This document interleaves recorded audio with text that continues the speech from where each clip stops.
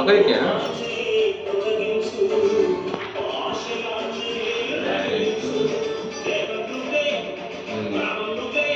అయిపోయిందా? ఇంటికి ఉన్నా అది కూడా. అయ్యో వెరీ గుడ్ అమ్మా. కనుకొమ్మలు ఉన్నా నో. సరే చెయ్యి మన మంచి మంచిగా చెయ్యి. వాళ్ళు నువ్వు చేసుకుంటావు నీకు ఉన్నా వెరీ గుడ్. ఇటు ఒకసారేనా?